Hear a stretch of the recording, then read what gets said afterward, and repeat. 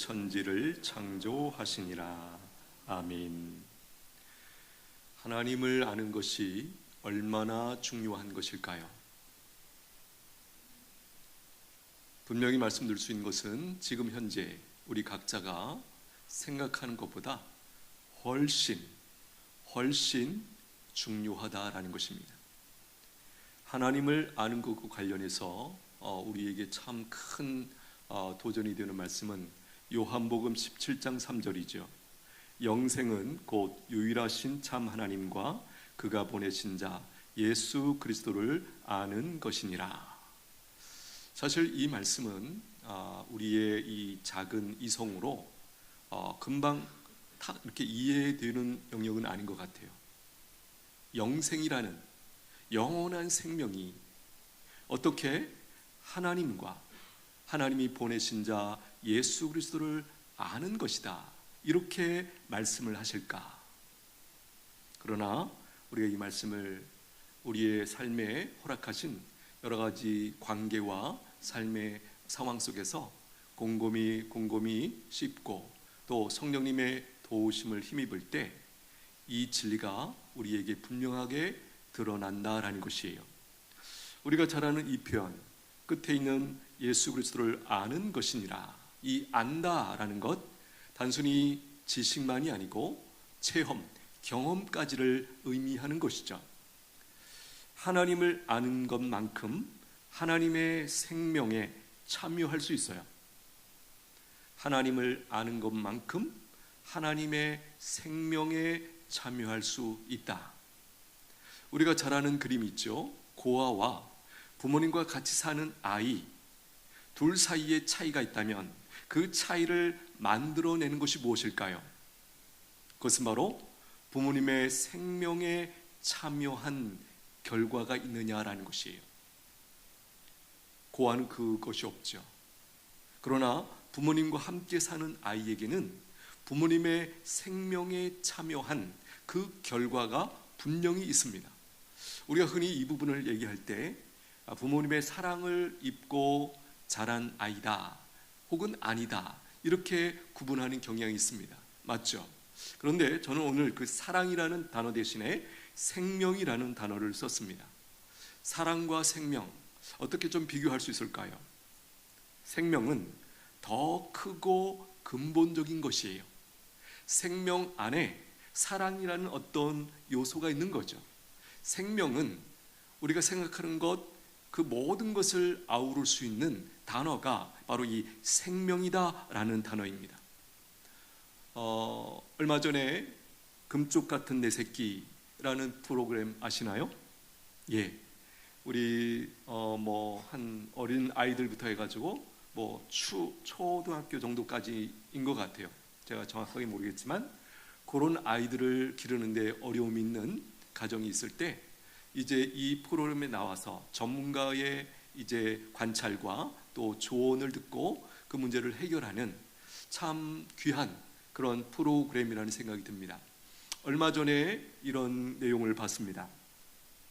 그 가정의 아이가 한 3학년 고 아래인 것 같아요. 그런데 이 아이가 학교 가기를 싫어해요. 또 특이한 게 뭐냐면 옷을 안 입어요. 옷을 입히려고 하면 너무 답답하다고 그러고 또 아프다고 그러고, 그렇게 해서 학교도 못 가고 옷도 못 입는 그런 처지에 있는 거예요. 그런데 그래서 이 문제를 어떻게 해결할 수 있을까? 그야말로 부모님이 백방으로 다 노력하는 거예요. 병원도 가서 다 진단하고 했는데 원인을 찾을 수가 없는 거예요. 그런데 나중에 알게 된 사실은 이 프로그램의 끝부분에 가면 어떤 일이 밝혀지냐면 그 아버지가 새 아버지라는 것을 알게 된 거예요, 이 아이가. 그러니까 전에 더 어렸을 때 이 아이가 알아들을 만한 그 어떤 시점에 아버지가 새 아버지라는 사실을 알게 되었고, 그때부터 이 아이 마음속에 굉장한 두려움이 있는 거예요. 우리 엄마 아빠가 나를 버리면 어떡하지? 이 마음이 그 마음속에 계속 어떻게 그 아이의 마음속에서 작용을 하고 있었기 때문에 그야말로 그것이 바깥으로 드러난 현상이 이제 옷을 못 입고 너무 답답해하고 힘들어하고, 또 한 가지는 엄마를 늘 자기 곁에 붙들어놔요. 자, 그런 상황의 그 가정을 한번 생각해 보십시오. 얼마나 힘들까? 여기서 오늘 말씀과 관련해서 주목하고 싶은 것은 바로 이 부분이죠. 그 아이가 부모님을 알게 된 거예요. 자기 아빠, 친아빠로 알고 있었는데 그 친아빠가 사실은 친아빠가 아니라는 사실을 알게 되면서 이 아이 마음속에 그런 우리가 이해할 수 없는 어떤 현상이 몸으로 그것이 드러난 거죠. 마음속에 있는 두려움, 혹시 버리지 않을까 등등 여러 가지 그런 생각들이 이제 몸으로 나타난 것이 옷을 못 입는 그런 어떤 증상으로 그것이 나타나게 되었다라는 것이에요. 보십시오. 이 아이가 부모님을 아는 지식, 그 지식이라는 게 우리가 흔히는 이제 머리로 아는 것으로 생각하는데, 머리로 안 지식은 머리에만 있는 것이 아니고 그 지식은 반드시 우리 몸에 그리고 우리 삶에 반드시 영향을 끼쳐서 어떤 결과를 만들어낸다는 것이죠. 소개해드린 것처럼 이 아이에게 그 옷을 못 입을 정도로 그렇게 답답하고 힘든, 그러니 그 상황으로는 학교 갈 수도 없고 친구들과 어울릴 수도 없고 어떤 그런 현상으로 그것이 드러나게 되었다. 제가 주목하는 부분은 바로 그 부분이에요. 어떻게 생각해 보면 그 꼬마아이가 뭘 안다고, 그 나이 또래가 뭘 안다고 우리가 그렇게 생각할 수 있지만 오히려 반대로도 생각할 수 있죠. 그 나이에 더 민감하게 아버지에 대해서, 어머니에 대해서 그 아이가 뭔가를 느끼고 감지하고 온몸으로 그 마음을 표현하는 그런 일이 벌어졌다. 우리가 그 상황을 그렇게 이해할 수 있다는 것이에요. 우리가 하나님의 말씀을 배웁니다. 말씀을 통해서 하나님을 배워갑니다. 이것이 단지 우리의 머릿속에 지식으로만 머물까? 그렇지 않다는 거예요. 반드시 그 지식은 우리의 몸에도 영향을 일으키고 더 나아가 우리의 삶의 구석구석에 어떤 일을 반드시 일으킨다라는 것이죠. 이런 맥락에서 하나님을 아는 그 지식이 얼마나 중요한가를 우리가 다시 한번 생각하게 됩니다. 예를 들었던 이 꼬마 아이를 보십시오. 그 아버지가 자기의 친아버지가 아니라는 사실을 알게 되면서 마음속에 생기게 된 그 두려움, 그리고 언제든지 버릴 수 있겠다라고 하는 그 어두운 마음이 이 아이에게 머물면서 몸의 그런 증상들을 일으켜냈다라는 것이에요. 호세아 6장 3절, 그러므로 우리가 여호와를 알자, 힘써 여호와를 알자. 그의 나타나심은 새벽빛같이 어김없나니 비와 같이 땅을 적시는 늦은 비와 같이 우리에게 임하시리라. 하나님의 마음이 잘 선포되고 있습니다. 여호와를 알자, 힘써 여호와를 알자. 왜 여기서 호세아가 이 대목을 이렇게 이 말씀을 선포하고 있는 것일까요? 뒤에 이런 표현이 나오죠. 그의 나타나심은 새벽빛같이 어김없나니. 그의 나타나심, 하나님의 나타나심은 새벽빛같이 어김이 없다. 새벽에 태양이 떠오르고 하루가 시작되고 하는 그것이 매일매일 규칙적으로 일어나는 것처럼 하나님의 나타나심은 어김이 없다. 이 맥락을 보면, 앞뒤 맥락을 보면 왜 이 표현을 쓰고 있는가? 맥락은 이거예요. 왜 하나님의 나타나심을 지금 여기 이렇게 규칙적으로 어김없이 반드시 나타난다, 이 사실을 강조하고 있는가? 치료와 회복을 위하여 하나님께서 우리 가운데 나타나실 것이다. 이 이야기를 지금 선포하고 있는 거예요. 이스라엘 민족이 범죄하여 하나님 앞에 징계를 받고 이제 표현에 의하면 찢어졌다. 찢으신 분이 다시 우리를 고치실 것이다 라는 그런 맥락의 말씀이 앞부분에 나오고 있는 것이에요. 뒤에 보면 땅을 적시는 늦은 비와 같이 우리에게 임하시리라. 땅을 적시는 늦은 비에 대해서 우리에게 감각이 있으실까요? 제 소견에는 많지 않다고 생각해요. 이것은 누가 이 부분에 대해서 절실하게 이 표현을 느낄 수 있을까? 바로 농부들이 농사를 지으면서 비가 없을 때 그 농작물이 말라서 더 이상 쓸모가 없게 되고 망가지고 그 소구한 것들이 숲으로 돌아가는 그런 안타까움의 상황 속에서 그들 마음속에 그야말로 오매불망 하늘에서 비가 내기를 간절히 그 바라는 마음, 그 마음이 여기 이렇게 표현되고 있는 것이에요. 땅을 적시는 늦은 비와 같이 우리에게 임하시리라. 이 비는 농부들에게 어떤 비일까요? 그야말로 생명과 같은 비죠. 만약에 비가 안 내린다면 우리의 일년의 이 수고는 다 숲으로 돌아간다, 끝난다. 그런 상황에서 비가 내리기만 하면 우리가 살 수 있을 것 같은데, 그런 심정 가운데서 이 표현이 쓰여지고 있다는 것이 6절에 보면 호세아 6장 6절, 나는 인애를 원하고 제사를 원하지 아니하며 번제보다 하나님을 아는 것을 원하노라. 하나님이 말씀하시죠. 나는 인애를 원하고 제사를 원하지 아니한다. 무슨 얘기죠? 이스라엘 백성들이 형식적으로는 예배를 열심히 많이 잘 드리고 있었다는 거예요. 그런데 하나님은 그 제사가 달갑지 않으신 거죠. 왜요? 제사는 열심히 드리는데 하나님의 뜻에 대해서는 순종하는 것이 없기 때문에 이런 갈등 가운데 지금 이렇게 말씀하시는 거죠. 내가 진짜 원하는 것이 무엇인지 아느냐? 제사가 아니라 인애다. 인애가 뭐죠? 다른 말로 자비, 사랑이라는 거예요.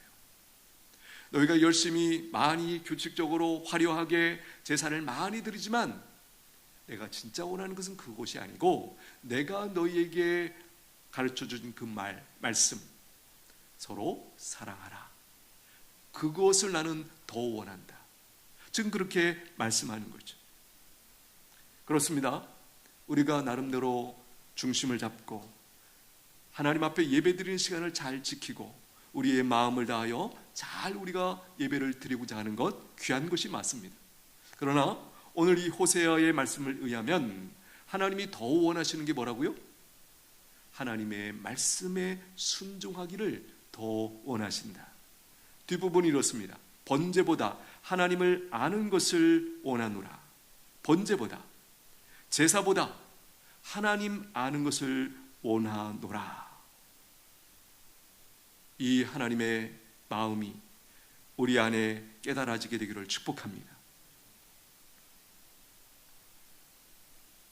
제사를 화려하게 많이 제물을 드리고 이렇게 드리지만 그 제사를 드리는 중에 가장 중심에 있어야 할 생각, 하나님을 알고자 하는 그 마음은 없더라는 거예요.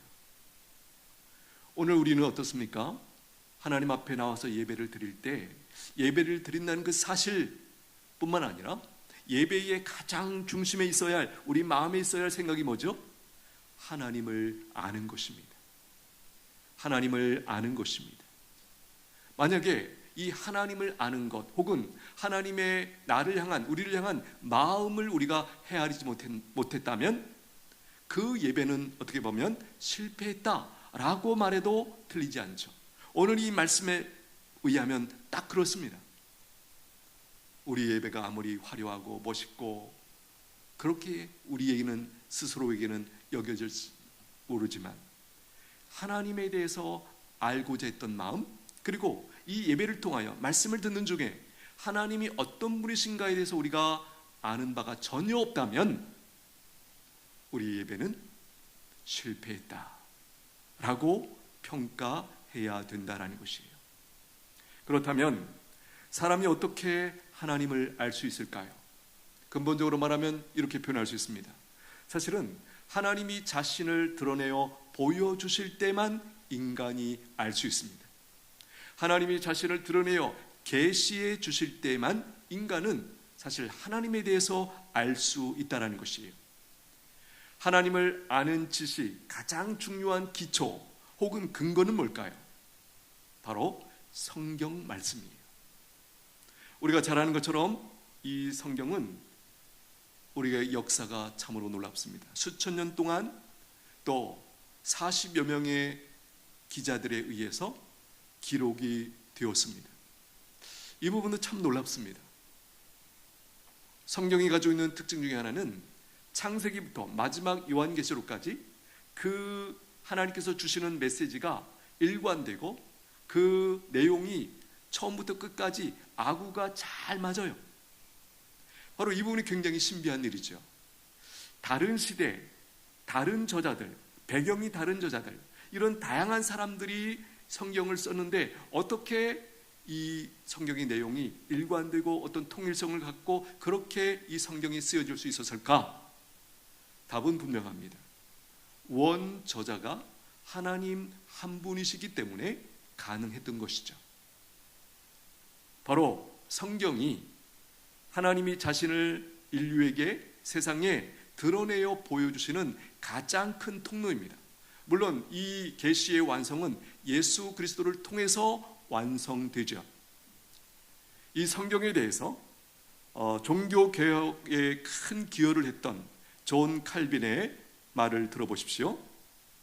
성경은 하나님에 대한 혼란한 지식을 우리 마음에서 바로잡고 우리의 우둔함을 쫓아버리며 참 하나님을 우리에게 보여준다. 그러므로 성경의 제자가 되지 않고는 참되고 건전한 교리를 극히 일부분이라도 얻을 수 없다. 성경의 제자가 되지 않고는, 즉 성경을 배우지 않고는 참되고 건전한 교리, 즉 하나님에 대한 이해를 일부분이라도 얻을 수 없다. 하나님이 성경에서 자신에 대하여 증거하고자 하신 것을 경건한 마음으로 받아들일 때 하나님을 향한 참된 이해가 시작되는 것이다. 그러나 모든 면에서 완전하고 원만한 신앙뿐만 아니라 하나님에 대한 일체의 올바른 지식은 모두 순종에서 나온다. 그러므로 성경을 떠나면 오류에 빠지게 된다. 인간의 마음은 무력하여 하나님의 거룩한 말씀에 도움 없이는 하나님께 도달할 수 없고, 말씀을 떠나 하나님을 찾으려 하는 모든 노력은 필연적으로 결국 공허와 오류에서 방황할 수밖에 없다. 상당한 통찰력이죠. 존 칼빈이 기독교 역사에 기여했던 큰 것 중에 하나는 이 교리 체계를 아주 체계적으로 이제 잘 정리해 놓았다라는 것이에요. 여기 이 표현도 한번 보십시오. 모든 면에서 완전하고 원만한 신앙뿐만 아니라 하나님에 대한 일체의 올바른 지식은 모두 순종에서 나온다. 순종에서 나온다. 앞에서 영생을 얘기하면서 영생은 곧 유일하신 참 하나님과 그가 보내신 자 예수 그리스도를 아는 것이다. 여기 안다라는 말 지식으로만이 아니라 바로 체험적인, 경험적인 그 알물 말하는 것이죠. 그런 맥락에서 방금 이 표현을 보십시오. 순종에서 나온다. 하나님에 대한 올바른 지식은 모두 순종에서 나온다. 예, 우리가 머리로 이성으로 이게 무슨 말씀이지 이렇게 이해하는 것과는 다르다는 거예요. 이해하는 것이 곧 하나님에 대한 지식이 내게 들어온 것은 아니라는 거예요. 그 말씀을 믿고 순종하면서 그 하나님의 말씀이 성경에서 계시된 하나님에 대한 그 지식이 우리에게 참 지식으로 들어올 수 있고, 그 참 지식이라야 우리 안에 들어왔을 때 우리에게 영향을 끼친다라는 거예요.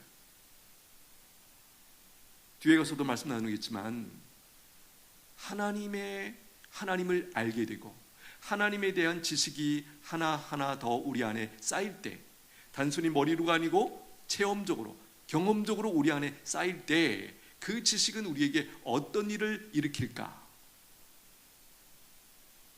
한마디로 말씀드리면 우리가 그토록 하나님 앞에 간절히 구하는 은혜와 복과 그 모든 것들이 바로 이 하나님의 말씀에 순종을 통하여 우리가 거기에 도달하게 된다, 이렇게 말씀을 드릴 수 있습니다.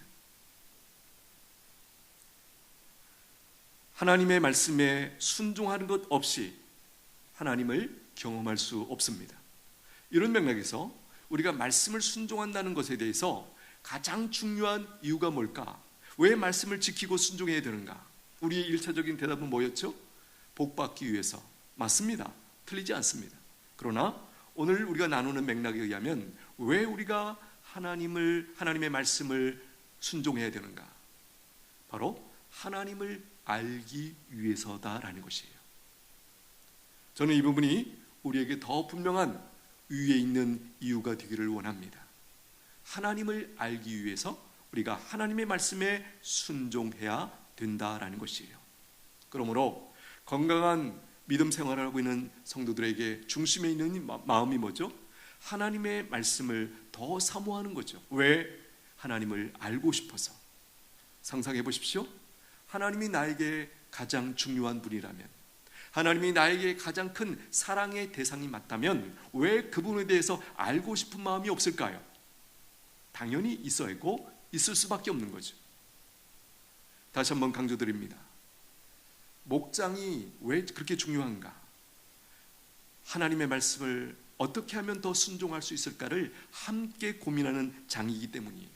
하나님의 말씀을 어떻게 내 삶에 연결할 수 있을까를 함께 고민하고 함께 격려하고 함께 기도하는 그 장이기 때문에 목장이 중요하다는 것이에요.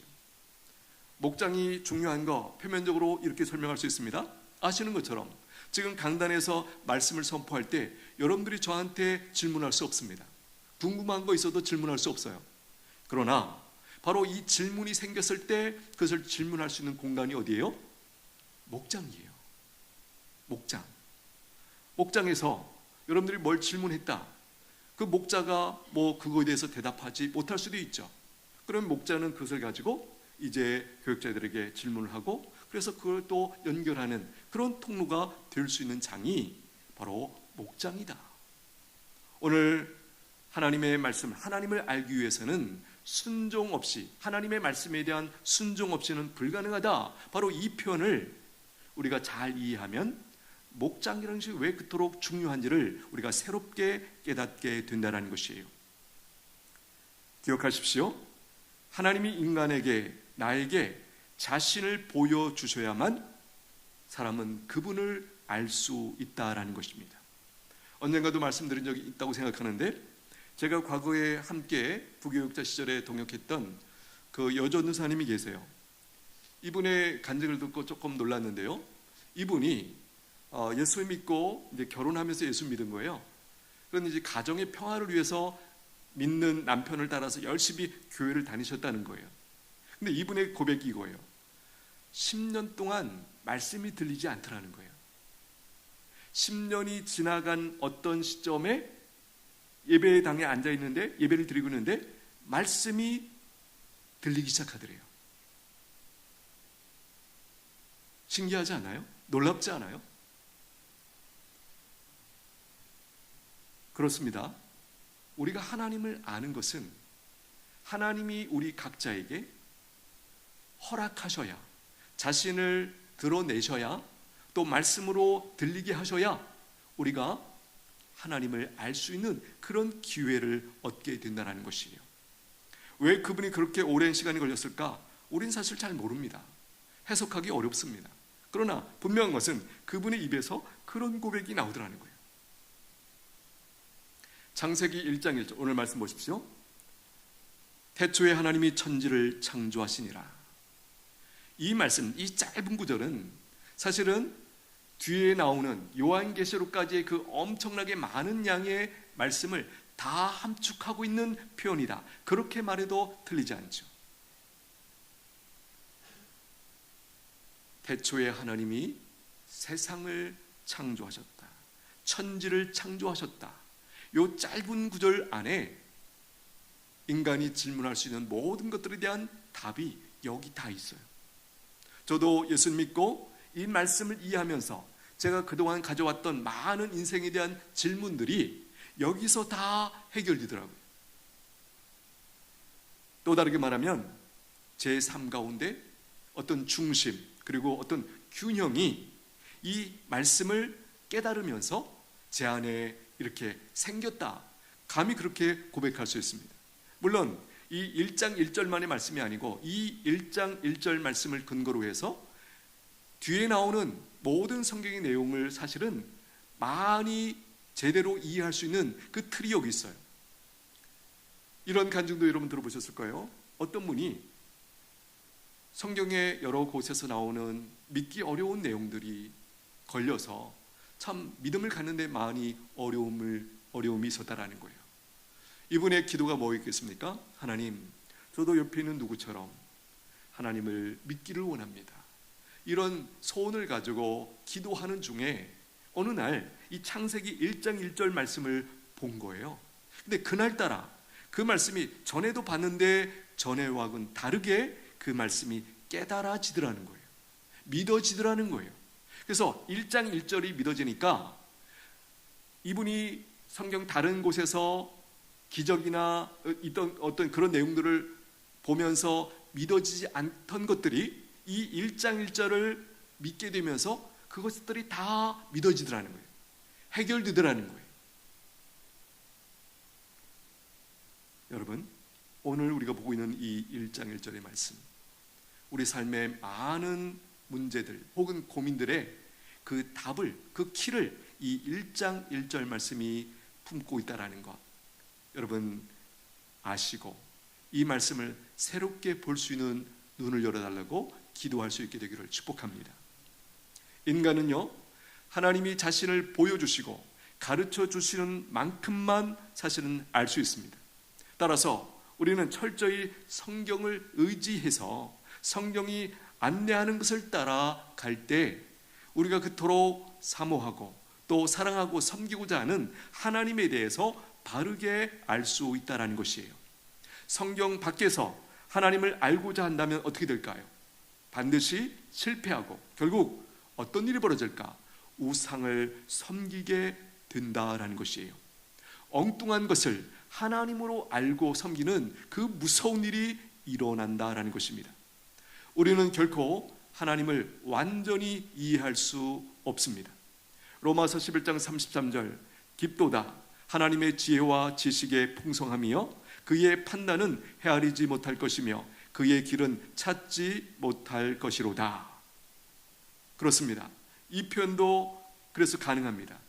당신이 충분히 하나님을 이해할 수 있다면 그분은 이미 하나님이 아니다. 이해가 되시죠?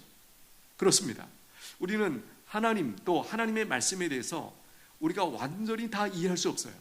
만약에 다 이해한다면 더 이상 그분은 하나님이 아니세요. 성경은 우리에게 하나님에 대해서 알 수 있는 유일한 근거, 그것이 바로 성경이라는 것을 우리에게 가르쳐주고 있습니다. 성경은 또한 무궁무진한 바다와 같지요. 하나님에 대해서 알려주는 그 바다와 같은 곳이에요. 결국은 누가 하나님을 누리게 됩니까? 바로 성경을 열심히 읽고 묵상하며 하나님이 어떤 분이신지를 진지하게 알아가는 그 사람들이 결국은 이 무궁무진한 바다와 같은 성경 속에서 하나님을 알고 그 하나님의 생명을 힘입는 그 일이 일어나게 된다는 것이에요. 우리에게 필요한 것은 참된 지식의 지속적인 공급입니다. 하나님의 말씀을 규칙적으로 들어야 되고 또 먹어야 돼요. 또 우리가 성경 읽기를 합니다. 창세기부터 계시록까지. 그렇죠? 전체적인 내용, 또 구체적인 그 안에 개별적인 내용, 구절 등등 이 말씀을 우리가 체계적으로 배우지 않으면, 공급받지 않으면 우리의 신앙 체계뿐만 아니라 우리의 삶의 모습들이 그야말로 체계를 갖출 수 없습니다. 균형을 갖출 수 없습니다. 그런 맥락에서 우리가 이 말씀을 이렇게 규칙적으로 공급받고 그 말씀을 소화하고 또 순종을 통해서 경험하는 이 일들이 지속적으로 일어나는 것이 필요하다는 것이에요. 우리에게는 스스로 영양분을 생산해내는 그런 능력도 없고 그런 시스템도 없습니다. 우리의 영양분, 특별히 예수를 믿고 구원받은 백성들의 영양, 하나님의 영적인 양식, 하늘 양식은 오직 이 성경을 통해서 우리에게 공급하시기로 하나님께서 그렇게 계획하신 것이죠. 우리는 전적으로 성경에 의존해서 하나님을 알고 또 오늘 우리 시대에 우리가 살아가기에 필요한 그 지혜와 능력과 그 모든 것들을 공급받는 것, 성경을 통해서다라는 것이에요. 우리가 해야 할 일은 겸손한 태도로 하나님을 알아가는 열정을 갖는 것이에요. 우리 마음 가운데 열정이 있게 되기를 축복합니다. 사랑하는 이가 생겼어요. 그래서 그 사람을 알아가는 그 열정이 우리 안에 동시에 따라붙죠. 그리고 그 알아가는 과정은 어떻습니까? 즐거움이죠. 행복이죠.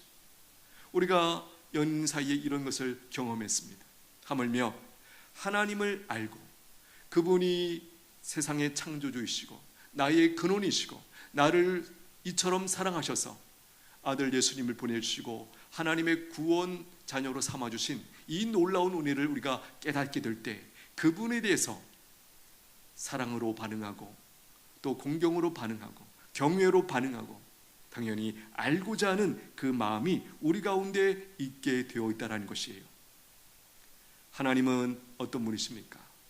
이 질문 앞에 우리 마음 가운데 열정이 있게 되기를 축복합니다. 하나님을 더 알고 싶어요. 그래서 성경을 읽을 때 애정을 가지고, 그렇죠? 이 부분에선 하나님이 어떤 분으로 묘사되었을까? 어떻게 하나님은 자기 자신을 계시하고 계시는 것일까? 이렇게 그 열정을 가지고 그 사모하는 마음을 가지고 본다면 성경은 우리에게 다른 모습을 우리에게 분명히 보여준다는 것이에요. 하나님은 어떤 분이실까요? 하나님은 실제로 존재하시는 분이세요. 오늘 이 자리에 계신 우리에게는 이게 너무나 당연한 얘기죠. 그러나 이 세상에 있는 많은 사람들에게는 가려져 있는 진리이고 사실이죠. 가려져 있습니다. 앞에서도 제가 잠깐 말씀드렸잖아요. 하나님을 알게 되면 우리에게 어떤 일이 벌어지는가? 내 생각과 마음과 내 삶 가운데, 내 인생 모든 여정 가운데 반드시 엄청난 반전이 일어나고 변화가 일어나게 되어 있어요. 우리가 옛 시절로 한번 돌아가 보면 하나님이 계신 줄도 모르고 나름대로 살다가 하나님이 계신다는 사실을 알게 된다면 어떤 일이 벌어질까? 상상이 되세요? 저는 이 대답을 우리 스스로에게서도 분명히 발견할 수 있다고 생각해요. 과거에 하나님이 있는지도 없는지도 모르고 그렇게 나름대로 살다가 하나님이 계신다. 하나님이 어디에나 계신다. 그 하나님이 세상을 창조하셨고 나를 창조하신 분이시다 라는 것을 알게 되었을 때 어떻게 말하면 우리 생각이 굉장히 복잡해졌죠. 그 복잡한 과정은 무엇이었습니까? 그동안 우리가 알아왔던 것들을 나름대로 정리하고 버리고 이 하나님의 진리, 성경 진리를 내 것으로 온전히 받아들이는 그 과정으로서 어떤 그런 갈등, 혼돈, 그런 정리하는 시간이 우리에게 필요했던 것이죠. 분명한 것은 최악의 상황에서도 하나님을 알면 무너지지 않고 아름답게 멋지게 인생을 살아갈 수 있게 된다는 것이에요. 이 사실이 오늘 우리 개인에게도 경험되어 줄 수 있게 되기를 축복합니다. 이 세상을 창조하신 하나님이 계신다. 그리고 그분이 나를 이처럼 사랑하셔서 아들 예수님을 이 땅에 구원자로 보내주시고 십자가의 죽음을 통하여 나의 죄 문제를 해결해 주시고 나를 온전한 하나님의 자녀로 받아주셨다. 이 사실이 깨달아질 때 우리 안에 근본적인 변화가 일어나죠. 그 하나님의 사랑, 그리고 그 전능하신 하나님이 나의 아버지시고 내 삶에 허락한 모든 것들은 우연히 어쩌다가 허락된 것이 아니고 사랑하는 그분의 허락하심이 있었기에 내 인생 가운데 허락되었고 내가 경험하게 되었고 내 인생 가운데 펼쳐졌다. 이런 근본적인 이해가 우리 안에 바로 잡게 되면 이 땅에서 우리가 경험하는 많은 문제들, 많은 고난들, 고민들이 해결이 되어져요. 답이 보입니다. 이 시간에도 우리 마음 가운데 어떤 어려움 때문에, 고난 때문에 많이 힘든 마음이 있으시죠? 그러나 오늘 다시 한번 하나님이 어떤 분이신지를 묵상하십시오. 그분이 나를 얼마나 사랑하시는 분인지를 이 저녁에 이 예배당을 떠나기 전에 하나님 깨닫게 하여 주옵소서. 그 진리가 우리 안에 들어오면 현재 내가 붙들려 있는 그 어두움, 그 혼돈, 그 갈등, 그 문제 속에서 우리가 자유함을 얻게 될 줄로 믿습니다. 진리를 알지니 진리가 너희를 자유케 하리라. 여러분, 요셉의 인생 우리가 다시 한번 생각해 봅니다. 인간적으로 접근해 보면 참 비참한, 그렇죠? 형제들에게 미움을 당하고 또 노예로 팔리고 노예로 살면서 또 억울한 그런 누명도 쓰고 감옥도 들어가고 그가 어떻게 견딜 수 있었을까? 무너지지 않고 견딜 수 있었을까? 성경은 우리에게 딱 한 가지를 말씀합니다. 단순히 하나님이 계신다는 사실뿐만 아니라 그가 하나님을 경험적으로 알았기 때문에 하나님을 아는 지식이 그에게 있었기에 그가 흔들리지 않고 무너지지 않고 끝까지 하나님 앞에 아름답게 살아내는 그 승리가 있었다라는 것이에요. 우리가 감동받는 장면이 있죠. 그가 이제 그 산전수전 다 겪고 나서 총리가 되었을 때 자기를 판 형님들을 만났을 때 우리가 인간적으로 접근하면 기회인데, 그렇죠? 원수 갚을 수 있는 기회인데 그런데 놀랍게도 요셉이 그들을 용서합니다. 어떻게 된 거죠? 요셉이 그동안 훈련이 또 인격이 충분히 고매하게 쌓여져서 그렇게 반응했습니까? 아니죠. 하나님의 뜻, 하나님의 놀라운 섭리, 이런 내 인생의 모든 과정을 통해서 하나님이 이루시고자 하셨던 그 섭리, 그 뜻이 깨달아지면서 그 뜻이 깨달아졌다라는 말은 다른 말로 하나님을 알게 되었다는 것이죠. 하나님을 알게 되니까 용서도 되고 오히려 그들을 더 축복하고 그들의 삶을 책임져주고 그런 놀라운 변화가 일어났다라는 것이에요. 오늘 이 역사 오늘 우리에게도 필요하지 않습니까? 우리에게도 힘든 상황이 있고 힘든 사람이 있고 어려운 또 문제도 있습니다. 그러나 우리가 다시 한번 오늘 이 말씀 앞에 서서 붙들게 되는 진리는 그 전능하신 하나님이 나를, 내 인생을 붙들고 계신다. 그러므로 내 상황이나 문제나 주변에 있는 누군가가 내 인생을 흔들 수 없다. 나는 반드시 승리할 것이고 하나님 앞에 아름다운 인생으로 내가 살아낼 수 있다. 할렐루야. 이 진리가 우리 중심에 새겨지는 이 저녁이 되기를 축복합니다. 기도하겠습니다. 하나님 아버지, 하나님을 더 알기를 원합니다. 성경을 통해서 우리에게 말씀하신 그 말씀을 순종함으로 하나님을 더 알기를 원합니다. 더 경험하기를 원합니다. 현재 우리가 방황하고 있고 헤매고 있고 미움 가운데 처해 있고 이런 여러 가지 상황 속에 근본적인 원인을 오늘 가르쳐 주시니 감사합니다. 하나님을 알지 못하기에 하나님, 저희들을 불쌍히 여겨 주옵소서. 예배 드릴 때마다 우리 중심에 하나님을 더 알고자 하는 그 열망과 열정을 우리 가운데 부어 주시옵소서. 진리를 알지니 진리가 너희를 자유케 하리라. 하나님을 아는 것만큼 우리 안에 자유와 담대함이 있게 된 것을 믿습니다. 은천의 모든 성도들 누리게 하여 주시옵소서. 예수님의 이름으로 기도하옵나이다.